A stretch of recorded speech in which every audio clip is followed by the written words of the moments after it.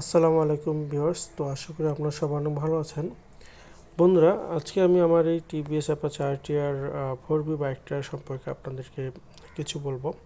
তো বাইকটা আপনারা দেখছেন, বাইকটার এটার আসলে লুক নিয়ে আসলে তেমন বলার কিছু নেই। আর এই বাইকটার যদিও ওয়ারিংয়ের কিছুটা একটু প্রবলেম আছে। অনেক সময় এই ওয়ারিংগুলো টিভিএস কোম্পানির ওয়ারিং নিয়ে সেই পূর্ব থেকেই কিন্তু কমপ্লেন, এখন পর্যন্ত কিন্তু এই কমপ্লেনগুলো রয়ে গেছে। তো আসলে বর্তমানে এই সময় এসে এই বাইকটা কেনাটা আপনাদের জন্য কতটুকু ঠিক হবে, আমি শুধু আজকের এই ভিডিওতে এই কথাগুলো বলবো। তো গাইস, আপনারা জানেন যে আসলে অনেক কোম্পানি তার হায়ার সিসির যে বাইকগুলো রয়েছে, বিশেষ করে 200 সিসির কথা বলেন বা 250 সিসির কথা, আপনি যেটাই বলেন না কেন সবগুলোই কিন্তু এনেছে। কিন্তু টিভিএস এখনও তার সর্বোচ্চ 160 সিসির এই 4বি বাইকটি বাজারে এনেছে, এবং 160 সিসির এই 4বির এই বাইকটির কিন্তু তারা আপডেট ভার্সনের একটি বাইকও বাজারে এনেছে। কিন্তু তারা কিন্তু 200 সিসির কোনো বাইক আসলে এখন পর্যন্ত আনেনি। আর এই সময় এসে আসলে এই বাইকটা কেনা কতটুকু ঠিক হবে, বর্তমানে যেহেতু এই বাইকটা যদি প্রাইস বলি, এটার প্রায় 2,35,000 থেকে 40,000 টাকার মতো হচ্ছে এই বাইকটা। আসলে এই বাইকটা কি এখনও কেনা যাবে কি না, এই প্রশ্নের জবাবে যদি বলি, আসলে এই বাইকটাতে এখন পর্যন্ত যে ফিচারগুলো পাবেন, বিশেষ করে যদি বাইকটার আউটলুকের কথায় বলি বা টর্কের কথায় বলি এবং সে সঙ্গে রেডি পিক আপের কথা যদি বলি, এক কথা এখন পর্যন্ত মোটামুটি আসলে এই সেগমেন্টে এনাফ বলা চলে। আর ইঞ্জিন যেটা রয়েছে সেটাও যথেষ্ট অ্যাগ্রেসিভ, এখানে একটা পাওয়ারফুল ডেলিভারি ইঞ্জিন এখানে তারা ব্যবহার করেছে, যেটা 160 সিসির বাইক। আর এছাড়াও এটার কিন্তু বর্তমানে আপডেটটাতে কিন্তু আপনার এফআই টেকনোলজি পাচ্ছেন, যদিও আমারটাতে আসলে অনলি কার্বোরেটর ফুয়েল সাপ্লাই এখানে ব্যবহার করেছে। এবং কুলিং সিস্টেম হিসেবে কিন্তু এটা যথেষ্ট ভালো, এখানে অয়েল কুলিং সিস্টেমটাই কিন্তু তারা ব্যবহার করেছে। আর এইটার কিন্তু 5 স্পিড গিয়ার বক্সটাও কিন্তু রয়েছে, এবং গিয়ার শিফটিংও যথেষ্ট স্মুথ। এবং স্টার্টিং সিস্টেম হিসেবে বাংলাদেশের জন্য যেটা সবচেয়ে প্রয়োজন, কিক অপশনটা কিন্তু তারা এখানে রেখেছে। আর এছাড়াও এই বাইকটার মোটামুটি এই সময় এসে আসলে আপনারা কিনবেন কিনা এটা আমি যদি বলি, তাহলে এটা একান্ত আপনাদের ব্যক্তিগত ব্যাপার, কেননা আসলে একটা কস্টিংয়ের ব্যাপার আছে, ফুয়েল সাপ্লাইয়ের একটা ব্যাপার স্যাপার রয়েছে।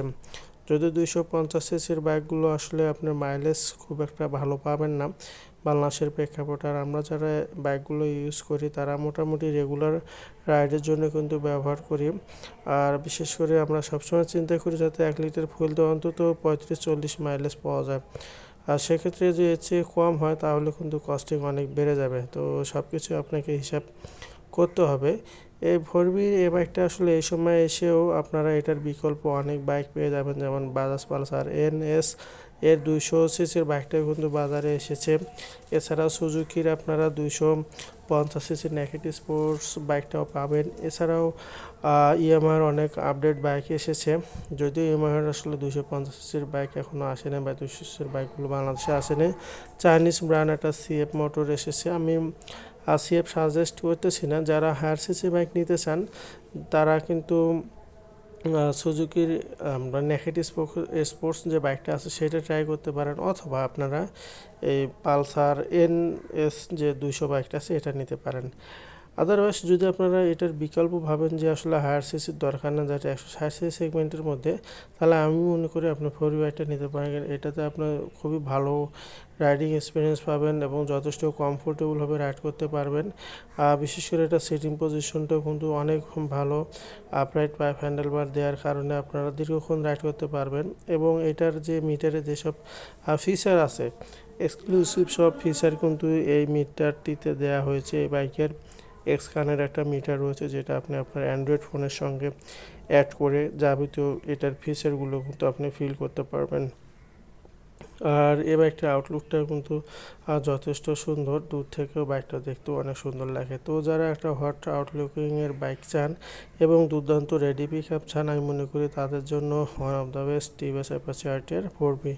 আর যারা আসলে একটা হায়ার সিসি বাইক খুঁজতেছেন, যেহেতু টিভিএস এখন পর্যন্ত আনেনি, তাই আমি সাজেস্ট করবো আপনারা এনএস অথবা সুজুকির জিক্সার যে নেকেড স্পোর্টস বাইকটা আছে সেটা নেবেন। চাইনিজ বাইক আপনারা কেউ নেবেন না, আপনার টাকাগুলো শুধু শুধু নষ্ট করবেন না। বাজারে বর্তমানে যে অবস্থা, যে বাইক বর্তমানে আসলে যারা অন্য ব্র্যান্ডের কথা বলবে তারা এখন দালাল হয়ে যাচ্ছে, হয়তো বা এই ভিডিওর পরে আমাকেও দালাল বলতে পারে অনেকেই, কিন্তু আপনারা নিজেও তো সিএফ মোটরসের প্রমোট করছেন, তাহলে কি আমরা আপনাদেরকে দালাল বলতে পারি কি না? অবশ্যই পারি, কারণ আপনি একটা অকাজের একটা ব্র্যান্ড, একটা চাইনিজ বাইকের আপনারা কিন্তু প্রমোট করতেছেন। তো এই বিষয়টা আসলে আমার কাছে দৃষ্টিকটু লাগে। বিশেষ করে আপনারা অনেকে উৎসাহিত করতেছেন সেই চাইনিজ বাইকগুলো নেওয়ার জন্য, কিন্তু নেওয়ার পর যে কী ধরনের ধকল যাবে তাদের উপর দিয়ে, তো যারা নেবে তারাই সেটা বুঝতে পারবে। তাই আমি নিষেধ করতেছি আপনারা চাইনিজ বাইক কেনা থেকে একদমই বিরত থাকবেন, কেননা ওগুলোর আপনার পার্টস পাতি কিচ্ছু পাবেন না এবং রিসেল ভ্যালু যথেষ্ট কম হবে। এছাড়া বাজারে রয়্যাল এনফিল্ডের বাইকগুলো আসছে, যদিও বাইকগুলোর দাম 4 লাখ টাকার আশপাশে। যারা খুবই হাই এসএসির বাইক ভালোবাসেন তাদেরকে আমি রয়্যাল এনফিল্ড বাইক কেনার সাজেস্ট করব। তো গাইস, ভিডিওটা আর লং করছে না, ভিডিওটা এ পর্যন্ত থাকছে।